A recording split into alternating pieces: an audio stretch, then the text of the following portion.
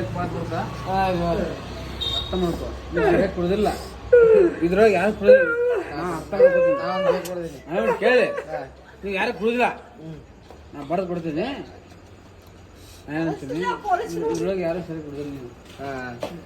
ನೀನೇ ವಿಡಿಯೋ ಮಾಡಕ್ ಕೂಡ ಗೊತ್ತೈತಿ ಬಂದ್ ಮಾಡೋಣ